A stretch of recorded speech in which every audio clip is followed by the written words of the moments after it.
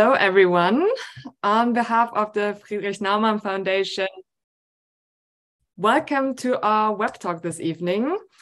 This web talk here today is a part of the hashtag Female Changemaker series, a series of web talks in which our moderator, Caroline Gill, interviews female changemakers across the world who are fighting for more democratic and free societies and are changing them in meaningful ways.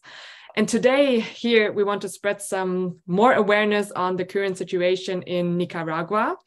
But before we dive into that topic and I introduce today's speakers, I would like to take a minute to say a few words about the Friedrich-Naumann Foundation, as some of you might participate in on one of our events for the very first time. So based on the principles of liberalism, the Friedrich-Naumann Foundation offers political education in Germany and abroad. And with the events and publications, we help people to become actively involved in political affairs. And on top of that, we also do support young, talented students with scholarships. And since 2007, the edition for freedom has become an established part of our foundation's name. So it's actually Friedrich-Naumann Foundation for Freedom. And as we sadly all know, freedom is something a lot of people and places do not have. And so this is what drives us to campaign for freedom and to take on the responsibility that comes with it. And now it's a great honor for me to welcome our speakers for today. First, Berta Valle. We are still waiting for her to join, but she will be here soon. She is a Nicaraguan journalist, human rights activist, and vocal critic of the Ortega regime. Next, Elisabeth Meigler-Klüsserath. She is head of the office of the Friedrich-Naumann Foundation for Freedom Central America. And our moderator, Caroline Gill. She has a degree in European relations and socioeconomic transformation, and for many years has initiated and moderated discussions with international experts. So thank you all for being here. And before we start, let me explain also one Zoom setting to you. You are very welcome to ask your questions during this web talk. You can just use like the Q&A button to post your questions, and we will try to tie in as many as possible. So now I hope you'll all enjoy this web talk. Dear Caroline, let's start. Thank you, Sonia, so much for the introduction. Good evening to all of you. Good evening from Germany.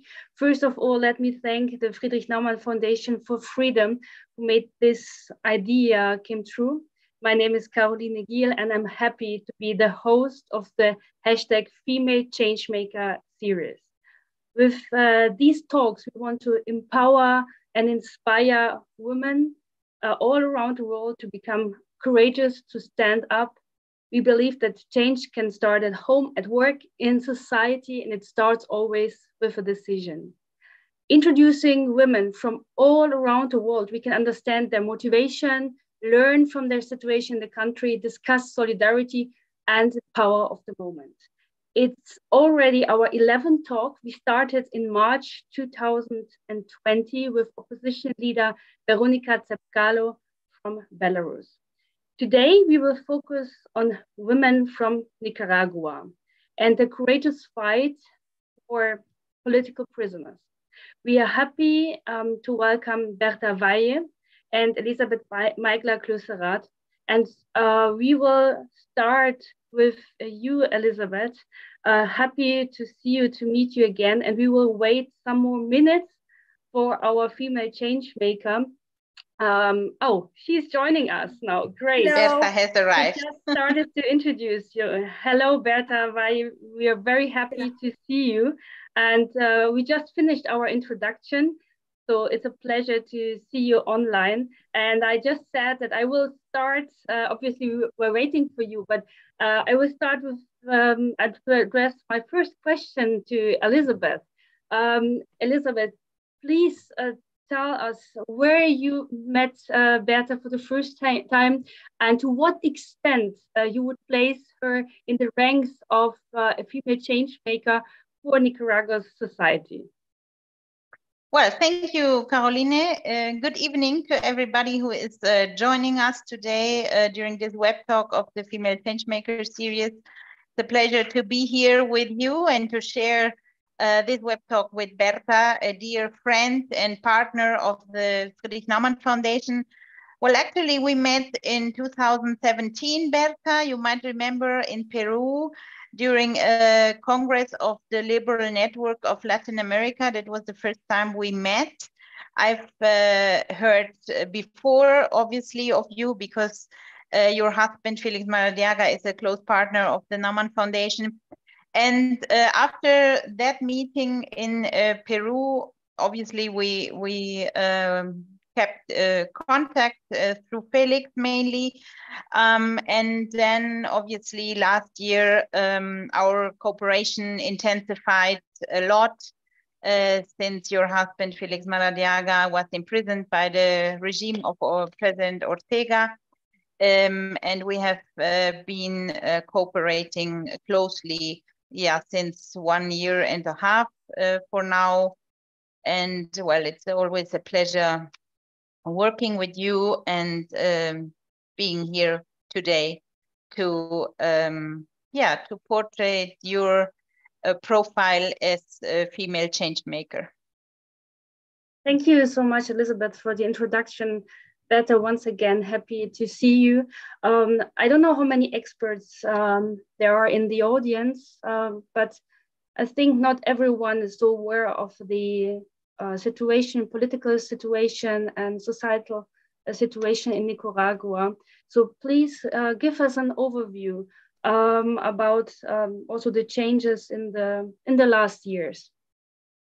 Thank you very much, Caroline, and thank you, Elizabeth, for that introduction. I may say that it's also, it's a blessing to work with Elizabeth. That's the way I'm going to put it. His words of encouragement and caring have been very important for this difficult time that we are facing. So it's a pleasure to know you, Elizabeth, and work together with you. Regarding to Nicaragua situation, I would like to start saying that our country had been facing this periods of dictatorships and revolutions and democracy. And since the early 90s, when we transitioned to the peace process in Nicaragua and democracy, the country had been really struggling to establish a clear democracy and justice and economical development. And I think, we were doing a good job regarding that. But sadly, corruption came during one of the administrations. And that was during Arnoldo Alemán. Then what happened is that in the election of 2006, because of pact he did with Daniel Ortega and the Sandinistas political party, Daniel Ortega went back into power. And in 2007, when he started his new period, the first thing that we saw is it was the reform of the Constitution. So, for example, the re-election was not allowed in our country, but because of this reform, he was able to be re-elected. Then, years later, we saw the absolute control of all the institutions, controlled by Daniel Ortega and Rosario Murillo, who in 2016 became the vice president of the country. So Daniel Ortega and the Sandinistas political party had been ruling the country the last 4 consecutive elections. And in 2018, we had a massive protest in the country because the regime announced the reform of the Social Security that lowered the percentage of the benefits to the elders. And what happened, and of course, because there was a lot of pressure from civil society and for people saying that they wanted to change, we got this massive protest because the way the regime reacted during this demands, it was with violence. So that year in 2018, the human rights organization reported more than 355 people being killed by the regime, and thousands of people come into exile.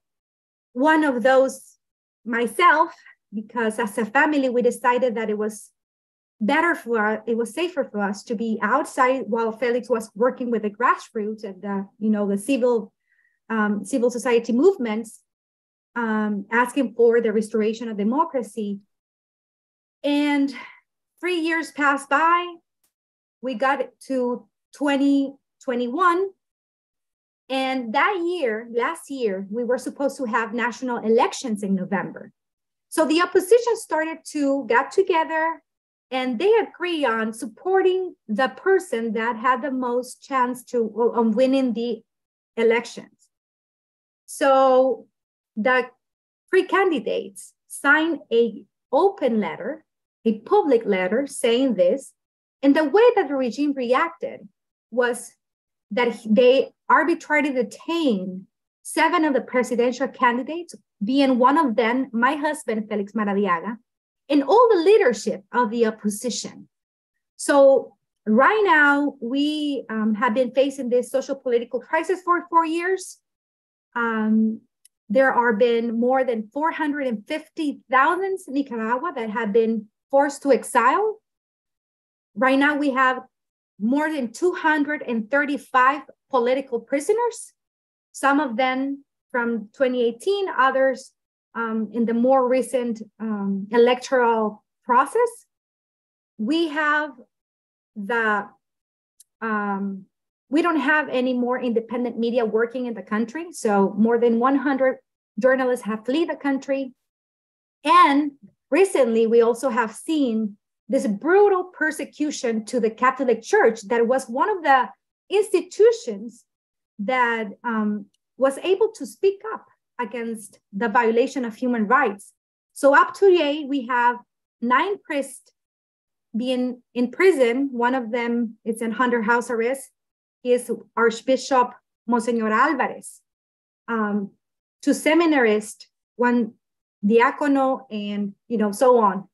So we are under basically one party leading the country.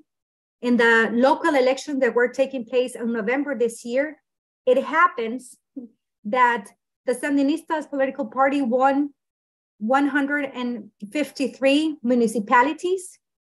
So as you can imagine, in a healthy democracy, that wouldn't happen. So that tells you a lot about the political situation. We have seen more people getting out of the country, not only because of the repression, but also because of the lack of opportunities. So as we, family of the political prisoners, say, we are in this moment where basically we're just asking the international community to help us to save the lives of our family members that are illegally detained. And we really consider this has been the worst crisis, social political crisis that our country have been facing in the last 3 decades. Are you still in contact with your husband in prison? Are you allowed to keep that contact? Yes, my husband, Félix Maradiaga, was detained on June 8, 2021. That's last year. And since then, the regime only has allowed 10 visits. Actually, I apologize, the reason why I entered a little bit late today is because today they were allowed 1 visit. And, the way they communicate to the family is very with little time. So we have to run to get ready for the visit.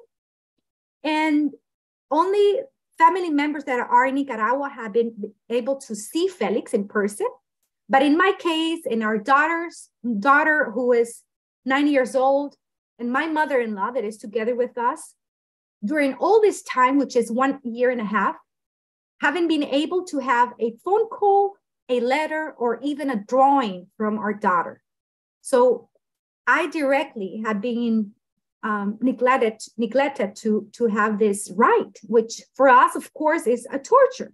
Not being able to hear his voice. And in the case of our daughter, last year, we have this episode where, you know, it was like an emotional breakdown when after 3 months, 4 months without hearing her dad, she started saying, Mom, where is my dad? You know, why he's not here? What happened to him? He used to call me every day. Why he's not here?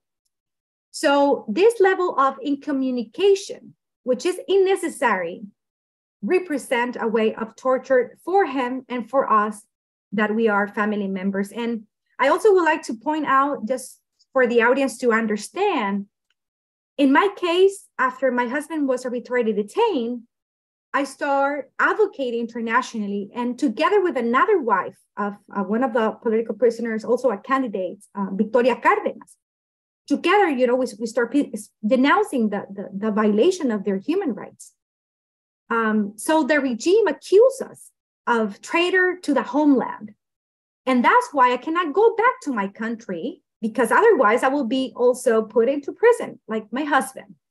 So it's really painful and frustrated because, you know, these people is innocent. They are innocent. You know, they were only exercising their rights, you know, and wanted the best for the country. And Elizabeth, perhaps you can comment on the situation, because we heard that there are more than 200 political prisoners, and about this horrible situation also for Berta as one of the women who are fighting for their husbands. How you are supporting Berta and other women, how your work changed or adapted? Well, yes, of course. At Naumann Foundation, we are very worried about the situation in Nicaragua.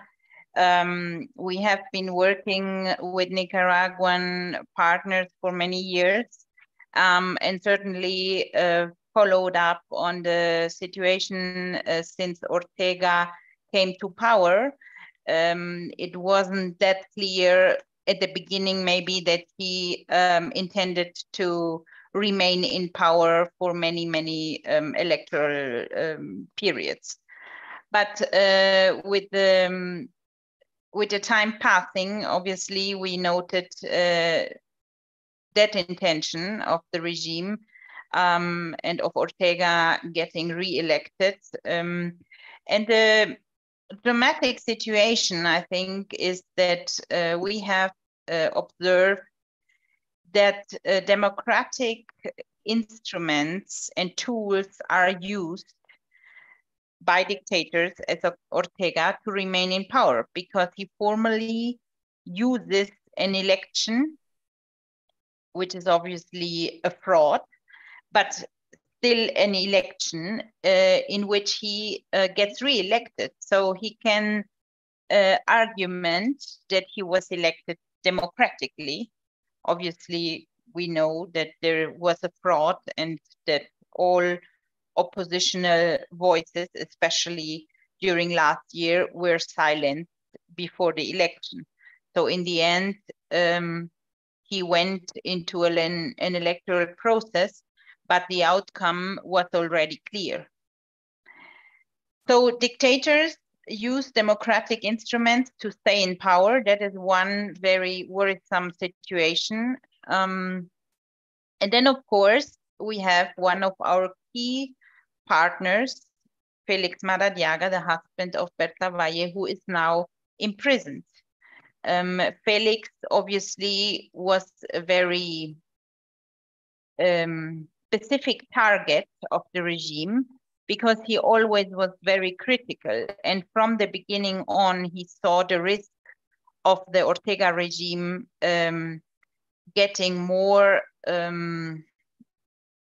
let's say, aggressive in its politics in order to stay in power. So Félix Maradiaga was one of the oppositional candidates that more clearly denounced what was happening and denounced the intentions of the regime, a situation that made him a relatively clear target of the regime and caused his imprisonment in June last year. So that's the first thing, or the two things that obviously are worrisome for the Naumann Foundation. But on the other hand, I think the big problem here is that the regime isn't hearing at all the denouncements of the international community. So you have the international community trying to put pressure on the regime in order to get, in the first instance, to reach the liberalization of the political prisoners, because obviously the violations of the human rights of the prisoners cannot continue. As Berta mentioned, we observe signs of torture, psychological torture towards the political prisoners. And as you mentioned, Caroline, we have more than 200 prisoners nowadays. And the international community has obviously denounced the situation, but the regime isn't taking into account any of these critics that are expressed internationally. And why is this so? Because Ortega still gets credits from the International Monetary Fund and the Central American Integration Bank, Economic Integration Bank. And since he is still getting money to pay the police and the military, he holds the repressive system ongoing and is not worried about any international critics, because he has the power to, as I said, pay the security forces, and therewith he holds the power, and he does not see any risk for his government to stay in power.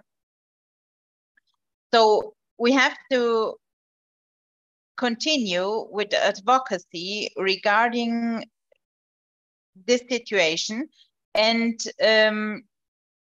try to continue the dialogue with the international community in order to continue denouncing what's happening in Nicaragua, and maybe also calling the international community to action in the sense of really analyzing if those credits should continue to be given to Nicaragua, because that's a very critical point, I think.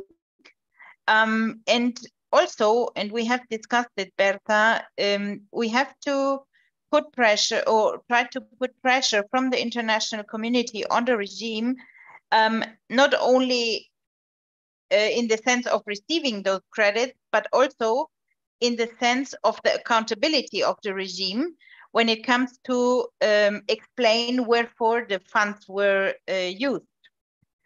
And it is obviously our duty as Naumann Foundation to support, in this case, Berta Valle is wife of one of our key partners in Nicaragua, in denouncing this situation and in continuing with this advocacy work worldwide.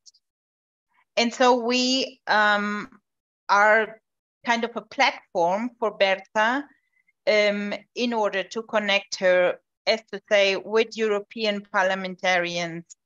And it must be said that all the political groups in the European Parliament share the preoccupation on Nicaragua and have together launched initiatives for different sanctions that were determined by the European Parliament. And we offer Berta the possibility, obviously, of public events like this. We are just having now, because it is the way to remain, or to get the international community to remain conscious about what is happening in the news, because the reports in the media that were important in June and that were very visible in June last year are not functioning anymore. The media are not interested anymore in Nicaragua. Of course, you have other political developments worldwide, as for example, the crisis in Ukraine also, that in the end lead to the media losing attention on the problem and the crisis in Nicaragua. So we have to, as I said, offer the platform, keep the situation visible, and of course, try to offer Berta also the possibility to talk to authorities of different governments. We just went to Europe recently with Berta, to Madrid, to Germany, to Sweden, and to Brussels, in order to have different meetings with stakeholders and decision makers in politics and in the government, the foreign ministries, of course, of these countries, because it is important, as I said, and I repeat it, we have to keep the situation visible. We all know that obviously the dictatorship of Ortega has strengthened itself a lot with the after winning the last election last year, but and that this dictatorship might stay in power for some years. But the important thing here is to continue the advocacy to free the political prisoners, because since their human rights are violated, this must be the priority. And in this sense, the Naumann Foundation will continue supporting Berta. And thank you very much, Elizabeth, for this overview of all the actions you do. How do you support human rights, the work of the Naumann Foundation? It's good that you can still work and be present in Central America, in Nicaragua, because I read also about the very strict foreign agent law and harsh conditions for organizations who are standing up, who are supporting human rights, free media, democratic media. And we also got a question from the audience. Thank you so much already for the question. I will bring this question in the let's say second part. But Berta, perhaps I would be very interested to hear about, after you've been also traveling to Europe, as we heard Elizabeth, in putting international pressure is something very important. So what you were speaking about, and what is your comment on everything what Elizabeth said?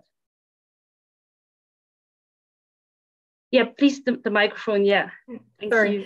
Yes, coming from Nicaragua, I understand that it's a small country in the middle of the Americas, very far from Europe, or it seems far, but it's really not. I mean, we share so many democratic values that would be enough to define where do we stand. But during this visit that we did together with Elizabeth to 5 different countries, and every time I share my story and some details of what is happening in Nicaragua, it just reminds me how little knowledge there is about what is happening in Nicaragua. So the first thing that for us is very important is to tell the world, to let people know what is happening so people can take action and can support us. And as I mentioned, basically what we are saying is it's, help us to save these political prisoners who are being, in horrible conditions. and to stop all this immigration, for example, that it also leaving a lot of people dead because of their dangers. So that for us is very important. The other thing, and this is something Foro Penal and human rights organization that works in Venezuela, they have released more than 12,000 political prisoners since, 20 years ago.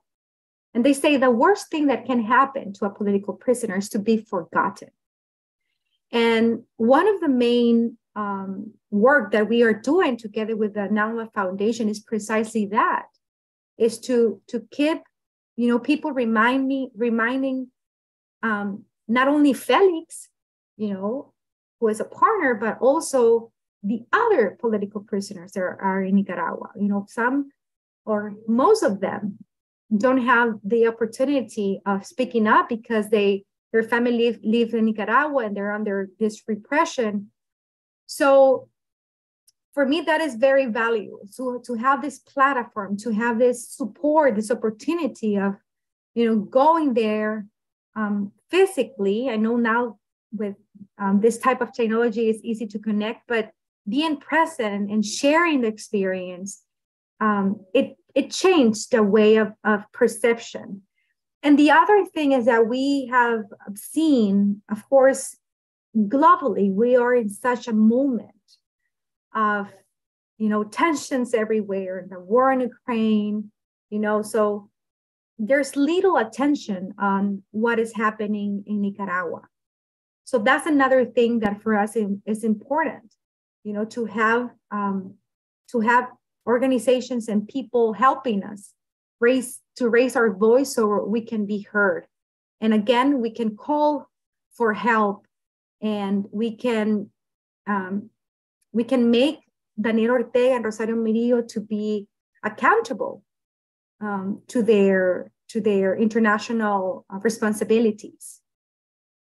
And like for yourself, how your work changed, because you left Nicaragua, you are in exile, you've been a journalist. So how your everyday life, because we're talking about also women as female change maker, how it changed and how your everyday work looks like? Well, that's a good question. And this is something that we share with Elizabeth during our trip. And I remember Elizabeth asking you one question. I asked her, Elizabeth, have you, she is working with so many countries in the region, and Latin America is not easy. So she has a lot of responsibility, right? So I asked her, Elizabeth, don't you feel sometimes like a little afraid of, not being able to do something, or to, not being brave enough to, do whatever you have to do?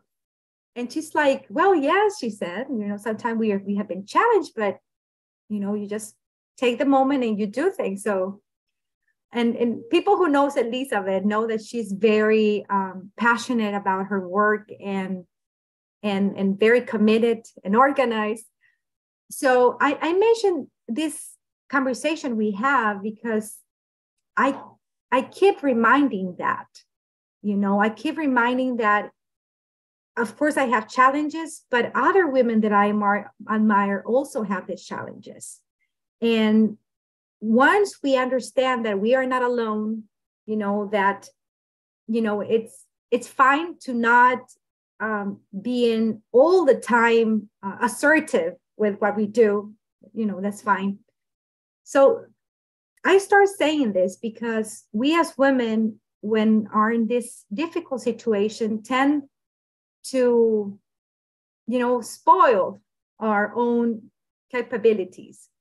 And the way that I've been getting better on this, on believing in what I'm doing, is actually by doing. So when I was a journalist in Nicaragua, I used to have a clear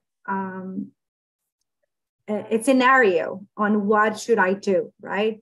I was a TV anchor, I like to share my own values, and, it was easy to speak because there were not, or basically there were not that much consequences because we still have, some censorship going on.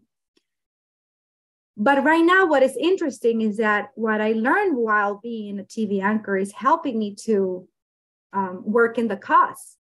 Like all this training of media also have helped me to understand the audience, to deliver the message, to have a better understanding on how to communicate the pain that family members are living. So at the end, I understand that we have, every one of us have different abilities and history that we can take and put in practice during these difficult times. And just to comment the last, right now at this moment, I am facing this position, right, where I have to be a mother and take care of Alejandra, and that's my priority. And this is where we speak with Felix, right? And take care of the family. But at the same time, I also have to do this advocacy work, and I have to travel, and I have to be brave, to speak up. And I find myself just trying to live every day by day, understanding that this uncertainty is going to end. I don't know when, but it's going to end. And what we do day by day, it's what is going to take us to that moment. So right now, I feel more confidence. Also, of course, I think all this trauma that we have been living the last year and a half is now just getting to a point where I'm healing, and also again, finding my own voice and doing what I believe is a correct thing to do, which is defending human rights of so many people, not only political prisoners, but so many Nicaraguans are suffering under the oppression of this regime. And how you cooperate with other women who are in a, let's say, similar situation like you, other women of political prisoners. Do you know them? Yes, actually, yes. The family members of these political prisoners, we are organized in some way or coordinated in some way because, they are prisoners in different places in the country.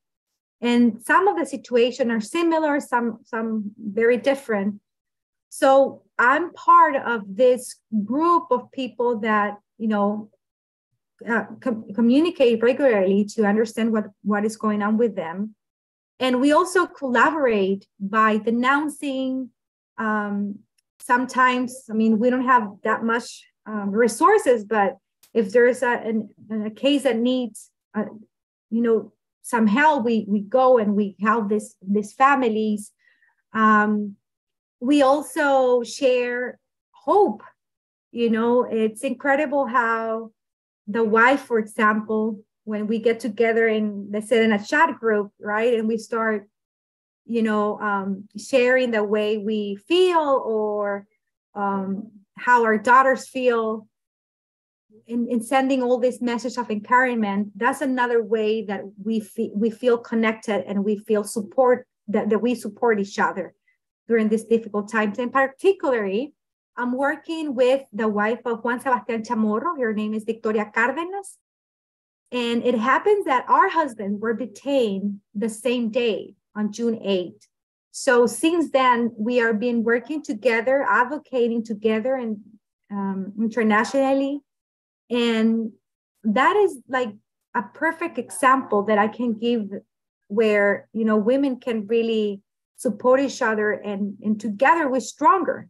That saying seems very common, but it really is true. And this is the way I feel when I talk about the work that we have done with Victoria. Sometimes we feel lonely. Sometimes it feels like, what we are doing is not enough. But then, when you go back and you see everything that we have done, it's just incredible. And this is only being able because we have been together and because there are a lot of people supporting us. Elizabeth, asking Berta, which role female activists play in Nicaragua?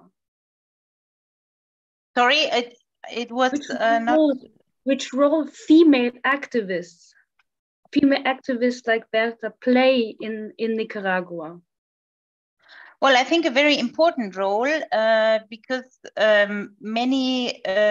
because they are wives or mothers of political prisoners in the current situation.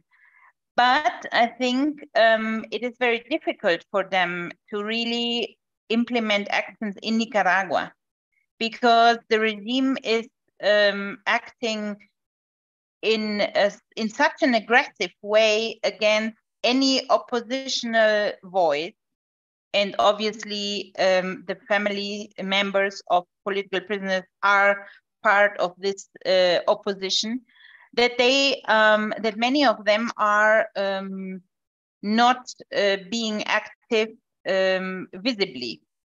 You know, it is easier for Berta, easier as to say so because she lives in exile, not meaning that her situation is easy, but Berta, you have the possibility to travel around and also to denounce the situation publicly, because exile, the living in exile gives you a certain security in order not to be imprisoned by the regime or silenced in any other way.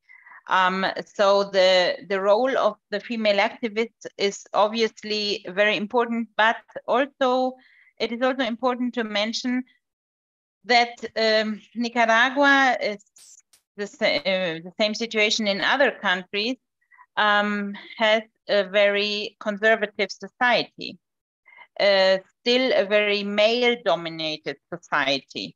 This is the case for Nicaragua and also for the other Central American countries. So being a woman in these countries is not an easy situation. You have still to fight in a way for your position in society, for your position in enterprises and other institutions, because it is, as I said, a very male-dominated society. Nevertheless, you have cases as the one of Berta, who is a woman, a very strong woman, which I personally admire a lot, because you have been able, Berta, first of all, to be the first woman in your family to study at a university, right? Then you had a brilliant career in the media in Nicaragua. You were the youngest CEO of a private TV network, of the main private TV network in Nicaragua, and of one of the most important TV networks in Central America. You have been working within Global Shapers, which is also a very, very important institution. And Forbes, the Mexican edition, named you one of the most influential women in Central America. So your case allows us to see that there is a possibility for women to have important positions in different situations and in different organizations. But I think, Berta, you are one of the rare examples, as to say, and there are not so many women with this possibility, right? Because the fact that your parents gave you the opportunity to study is not granted for every woman in Nicaragua. On the one hand, because they have to work in order to live. On the other hand, because maybe the parents think in a very conservative way, and well, the woman has to stay at home and be responsible for everything that's going on at home, and not necessarily be the one who goes to work. So it is a very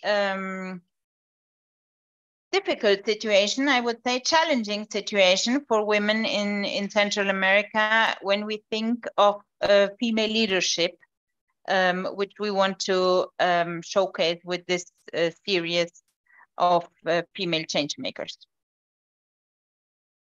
Berta, do you support women from coming from other social backgrounds because of your privileged situation, who had not the possibility to study or living in very poor condition, but who have also, let's say, their husbands in prison?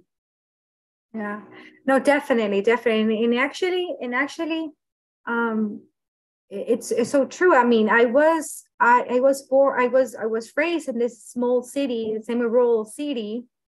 And the reason I went to the university is because I got a scholarship from the central bank to study economics.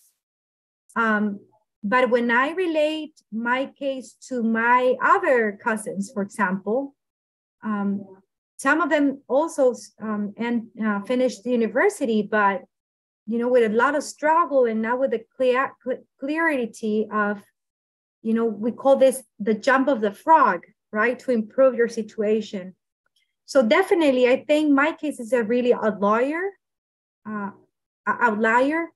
And because of that, I feel this commitment and willingness to support other women, because I understand how hard it is to change your story, and definitely, if I wouldn't have the support that I have, the people that, saw some talent in me and pushes me and supported me, I wouldn't be here, so definitely I'm always very aware of recognizing that in other women. I think because of my situation, of course, right now, my life is just so all over the place because of the situation, but I definitely will like in the future to have more opportunity to help other women. I think each one of us can do something to improve someone's life by giving advice, by getting a connection, by open doors, by hiring, by buying their products if they are entrepreneurs. There are so many things individually we can do to support other women. And I think it's really, really important. It's really, really urgent. I think that women have...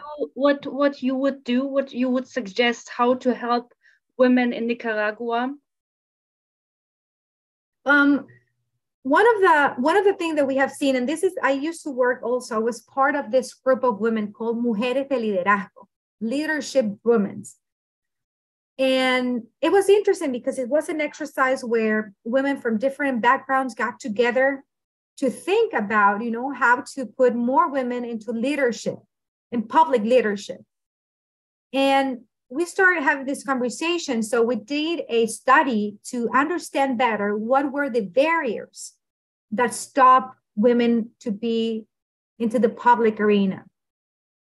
And surprisingly, what we saw is that after 2 national studies, not study pools, like an investigation, we discovered that pregnancy in adolescents was one of the main factors that stopped women, talented women, to get to finish university and to get a better career and to, work and participate in the public arena.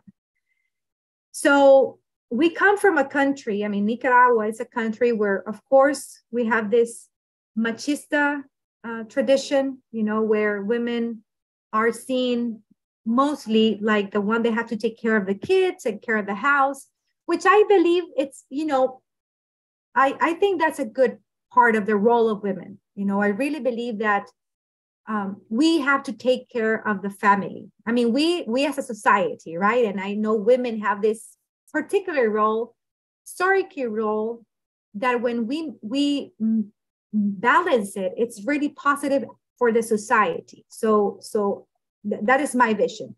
But also I believe that women can do that and more. So in Nicaragua, we need education. So we need more women having the opportunity to study, to professionalize. We need emotional support for women. I've seen a lot of lower self-esteems. And myself, I've been struggling with that, even when I have so many opportunities. So I really believe of developing these soft skills in women. It's the only way. I mean, feeling empowered is the only way you're going to take action. So that is something that we need. And in Nicaragua, the women, there's a lot of single mothers. So women are taking care of the house, they're providing for the house. And most of the employment are, ¿cómo se dice que no son formales? Informal. Informal, right? So there's a lot of entrepreneurship. Let's call it like a lady who sells tortillas in the street. That's an entrepreneur,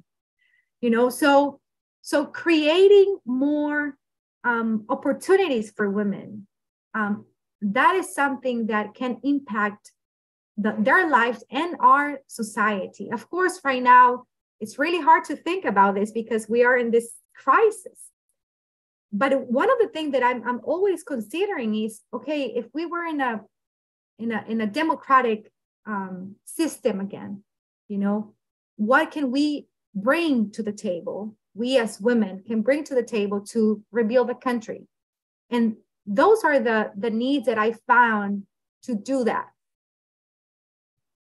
Thank you so much, Berta. I want to bring in questions. Thank you so much, the audience. And it's there are different topics. So if you allow, Berta and Elizabeth, I will read the first question. It's about press freedom. According to what you said, there is no press freedom, but what about social networks? It is also perhaps a tool for Nicaraguans to show the international community the abusive regime of Ortega.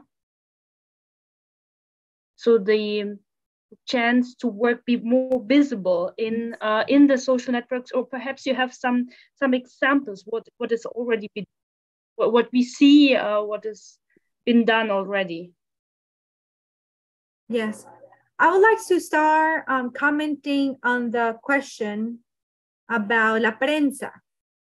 Great, so yeah. Yes, La Prensa is the largest print newspaper and the oldest print newspaper in the country. I mean, La Prensa have survived like I don't know how many dictatorships. And for the first time during this crisis last year, La Prensa, they kept putting the information out. They kept working with so many aggressions. But what happened last year is that the regime imprisoned the general manager of the Prensa, Juan Lorenzo Holman. I'm sorry that the sun is coming in. So they arbitrarily detained him. And then they confiscated La Prensa. So now the building is being used for a institution. I don't know what type of program they are doing. So yes, that's why they were forced to go into exile, like all the journalists that are kept working, they're working abroad.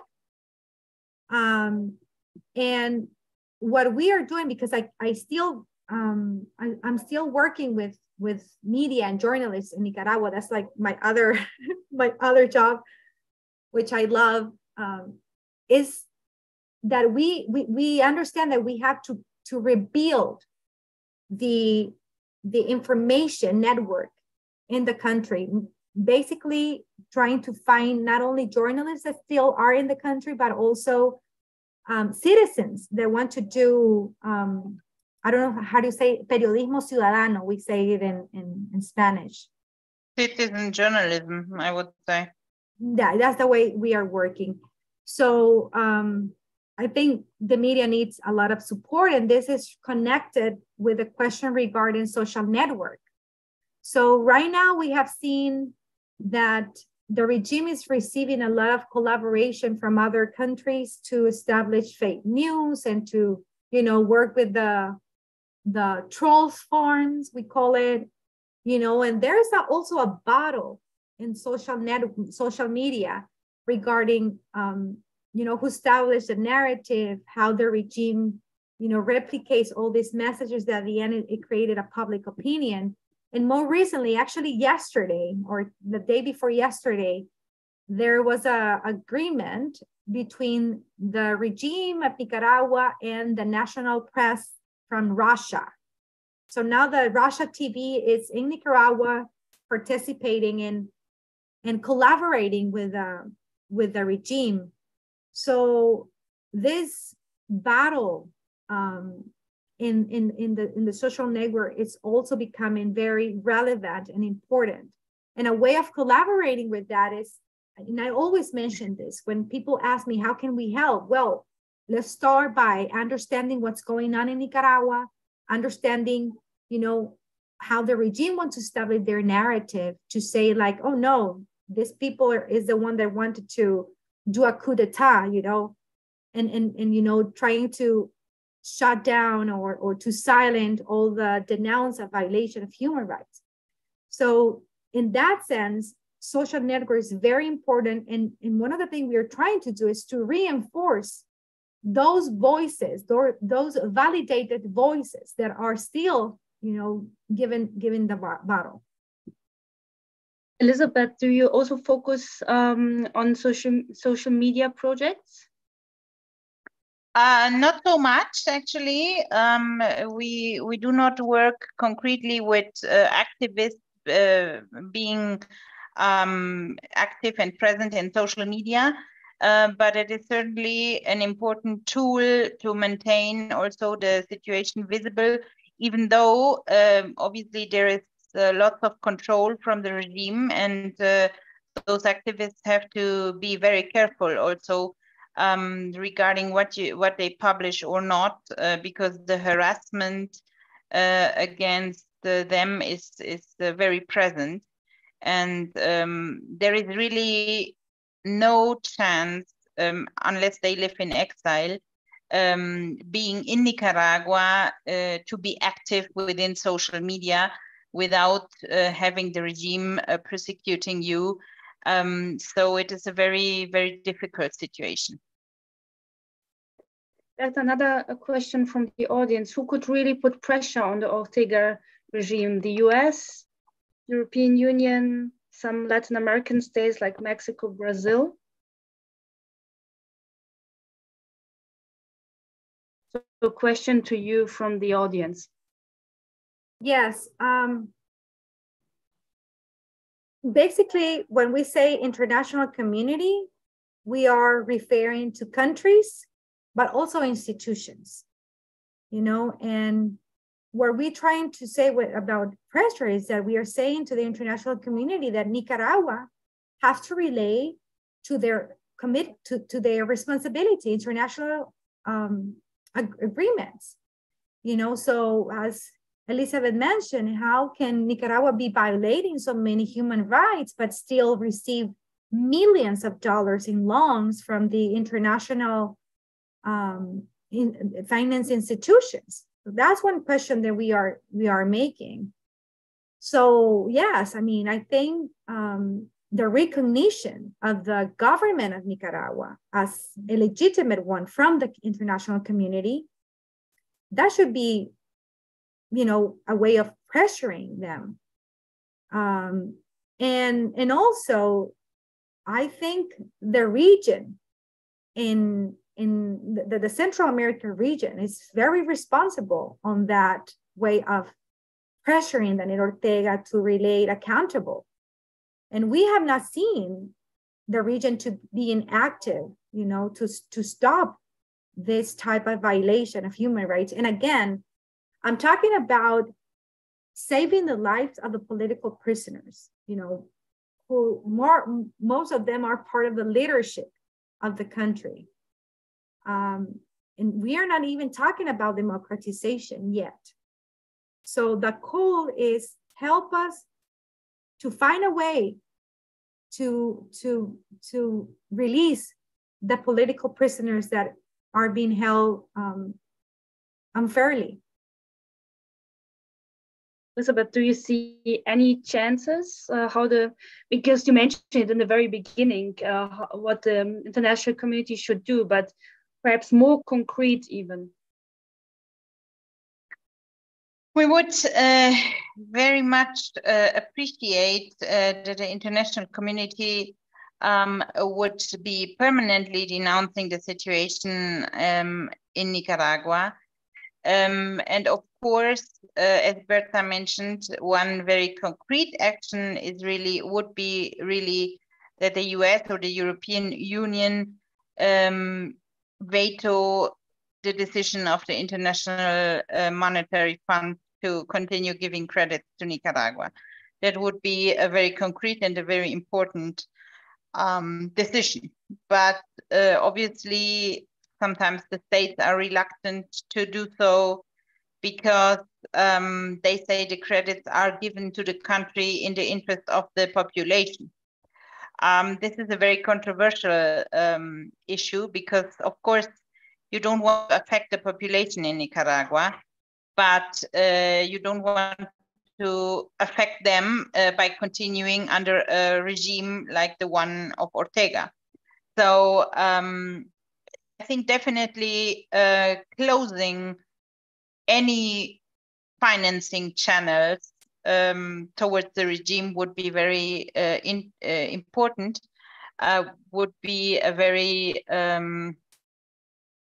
critic decision of the international community of the state. On the other hand, we have seen that sanctions do have, of course, a certain consequence for the regime and are very important. But we also see other states that have tried to establish communication channels with the regime, as for example, Chile, and they didn't succeed.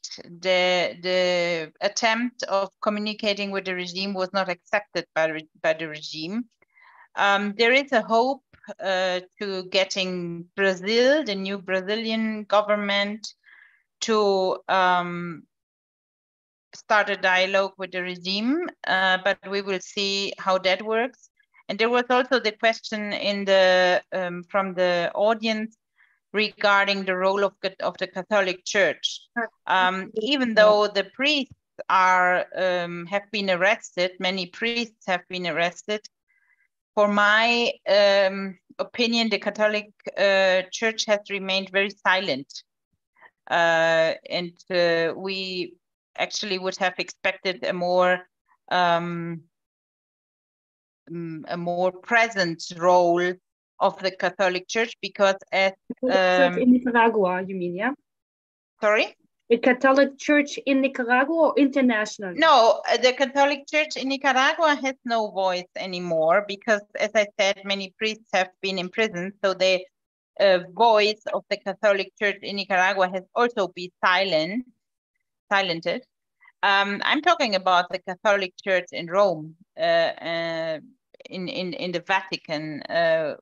We would have expected a more active role in trying to get into a dialogue with the Nicaraguan regime, because as it was said here in the question, the Catholic Church always has had a very prominent role in the country in order to establish the dialogue with the government and so on. but unfortunately, we haven't seen so in the last month. And we'll have to see if there will be other actions in the near future. Esther, perhaps you also want to comment on the role of Catholic Church, and if you see a chance that the current opposition against the church could raise more voices against the regime.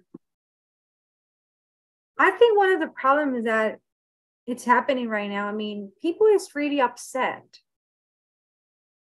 when, knowing what is happening with the Catholic Church and seeing how the priests are being treated. Don't get me wrong. I mean, people would like to go to the street again to protect and defend their church and their faith. Because remember, in the case of political prisoners, they're not being allowed to have a Bible. There's actually no freedom of religion in Nicaragua, or at least it's under,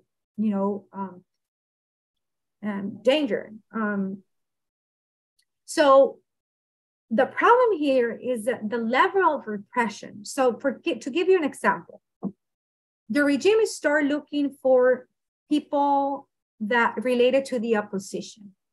So there's a case which is really, really horrible. This man, his last name is Alvarez.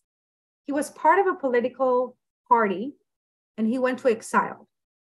The police went to his house to look for him, to take him into prison. And because they didn't find him, they took the wife, the daughter, and the son-in-law. And these 3 family members now are in prison. There's another case where they find this woman who was an activist. She was in exile. They didn't find her, so they took her son.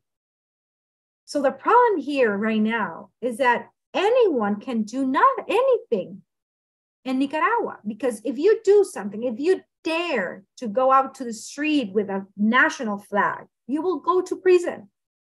If you tweet something and they identify you, they can go to your house and they can take you into prison.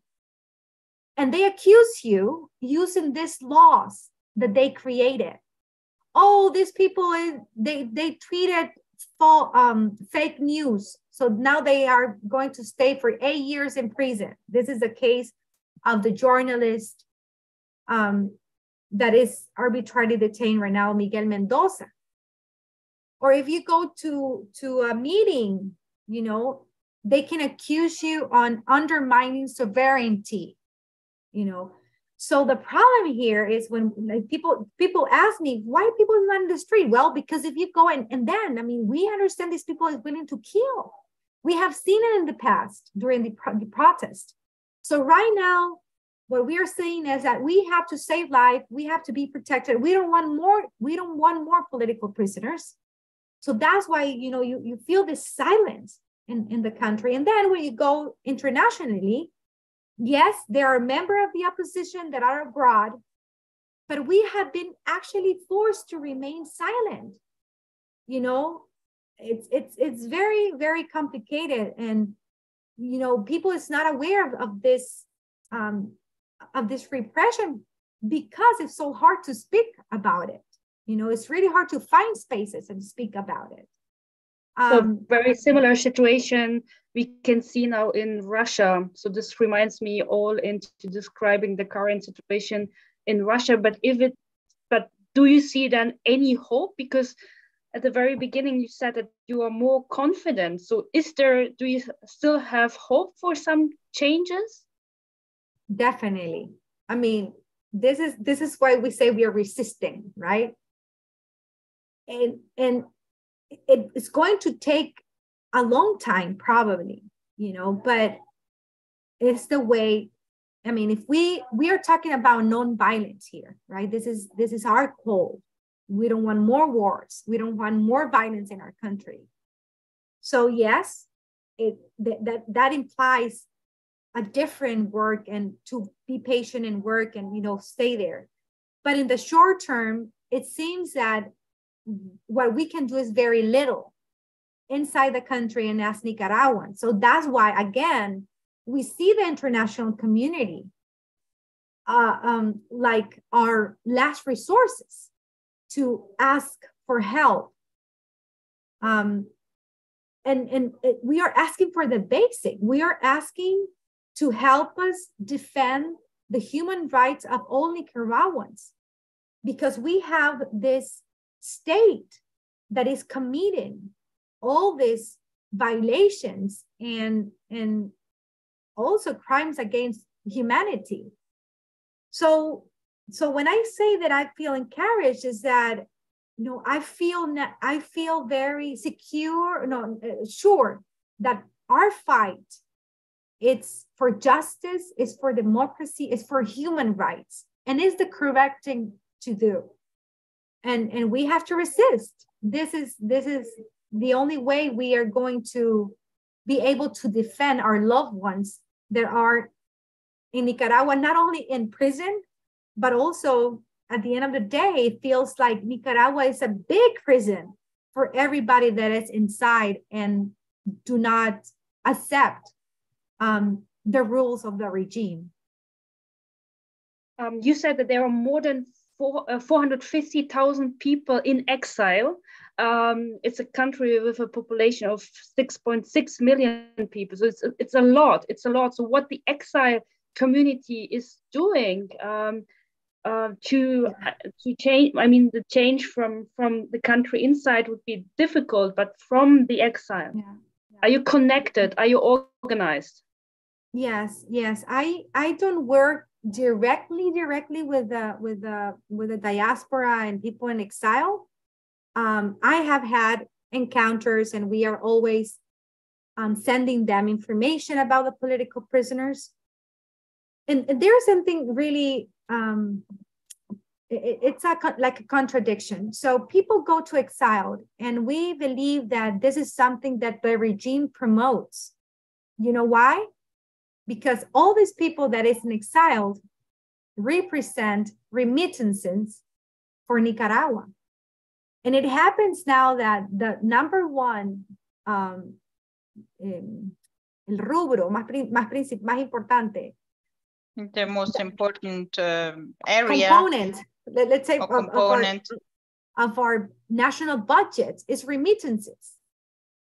So for the regime, this is, so it seems that it's sustaining them, because every person in exile represent money for the regime at the end of the day, because these people is going to send money to their families inside Nicaragua. So that's one thing. The other thing is, you know, people in exile, when you're forced to exile, you are forced to live your life, not only your family, but also your dreams and the things that you care about. It's a trauma. So when people go to exile, what they do is that they try to survive. So not much of all this exile has the opportunity to keep with the resistance, because, you know, they have to survive. So so that's another challenge. But what we have seen with the Nicaraguan community is that people, you know, there is a large exiled and diaspora community that are keeping with the fight. So for example, the way we organize is, let's say, for denouncing. So there are groups around the world in different cities that interact the same day to commemorate some event in the last 4 years, for example. And we call attention. The other thing is that we are working with diasporas, because this diaspora, most of them already became citizens in these countries. And as citizens, they can get access to their representatives. And this representative and the governments can take actions towards the situation in Nicaragua. So that's another way that we are getting help and getting organized with this community. But at the end of the day, that is another humanitarian disaster that we are facing because of the repression in Nicaragua. Elizabeth, you want to comment? Sorry, I couldn't understand Do you want to you. comment? Do you want to comment on the role of people in Nicaraguans in exile? Yeah, sorry, my internet connection is a little bit unstable for the moment, but yes, of course. Well, the role of the people living in exile is very crucial, obviously, because as I said before, Berta and other people living in exile have the capacity to denounce what is going on in Nicaragua, denounce the violations of human rights of the political prisoners, but also of finally of the citizens living in the country, because they are not allowed to express themselves freely. And so people in exile have the possibility to move around with much more freedom. Of course, we do not have to forget that they are living in a very difficult situation, right? Because living in exile psychologically is very hard, because you have been forced to leave your country, even though you didn't want to, maybe, but the risk to your life or to your situation is that high that many people decided to leave their own country, and not being able to return to your country is a very difficult situation. And actually, Berta experienced it. Your parents experienced it recently, Berta. They visited you in the US and then they weren't able to return. And then you have to leave back everything in your country, and you don't know what will happen to your house, to your property. There is no guarantee that you will be able to return in hopefully soon, in a near future. So it is very admirable, I would say, that people in exile continue their advocacy when it comes to hold the situation in Nicaragua visible. Thank you so much, Elizabeth. Unfortunately, our time is coming to an end. I'm checking again the Q&A function, but there are no more questions from the audience. So my last question to you, Berta, and we heard from Elizabeth that we admire your courage and what you do for your husband, but also for other political prisoners. We will continue our Female Change Maker talk series.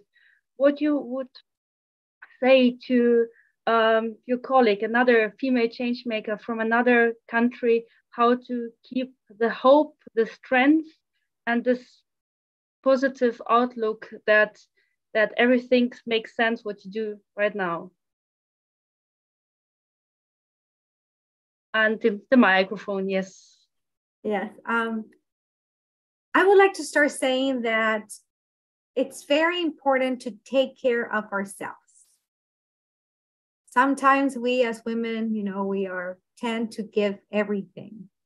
This is like an instinct, and we are very protective, and we are concentrated in the details. And sometimes we forget about ourselves, about our health, about our emotions, about, even our dreams sometimes. So that is something that I have learned, that, I really have to push myself to take care of myself, to do exercise, to eat well, to rest, and to understand that there are things that I cannot change. And the only thing that I can do is, focusing on those things that I can do. So that would be one of my recommendations. The other day I spoke with a friend, and she told me, "Hey, have you gone to the doctor for your annual checkup with the gynecologist?" And I'm like, you're right, I haven't. And it seems like something really, normal and simple, but that means how I lower my attention to myself. So that is one thing. The second thing that I believe I don't know how many of you are mothers or wife. Maybe you're single, I don't know. But I have learned that family it's very important at the end of the day. And this is why I care so much for my daughter and all this is in the middle of this situation. Because it's part of my, or it should be my main responsibility to take care of her, you know, because anything that happens right now is going to impact her life. And learning how to balance this between, you know, being with her, but also being an example for her. It's really challenging, but at least we have to be clear of that, right? What should be our responsibility? And I believe, my personal belief is that family comes first, and then we can change society. But we cannot be thinking about changing the world when we don't take care of our own little world in our homes. And third, I would like to say that, you know, we are capable of doing whatever we want, but we have to put a lot of effort on this. And sometimes when we try to do things and things don't come the way we want, we get disappointed, you know, and sometimes that makes us to leave our dreams and our commitments and our, you know, passions. But I will say that we have to be, disciplined on following our beliefs and protecting our values. Because at the end, that is what is going to give us a compass, a way to go through in our lives, professionally and personally speaking. Thank you so much, Berta, for this inspiring words. Thank you so much, everyone, for joining. Thank you, Elizabeth, that you also participated and commented also as a German expert living in Nicaragua. It was very interesting, and I think for everyone who participated will read more about the situation in Nicaragua and be more aware what's going on, how difficult the situation is, and how he or she can support you in the way to spread awareness what's also going on with the political prisoners. So we talked today even more about the country, but I hope it was okay for you to concentrate also not only on the life and biography of Berta, but I think everyone understood your passion and your courage. So thank you so much, everyone, also for the questions. And we will meet next year for another Female Changemaker talk. And please stay tuned, follow the social media channels or the channels of the Friedrich-Naumann Foundation for Freedom. And Merry Christmas to all of you. Thank you so much that you joined us tonight. Bye. Thank you. Thank you.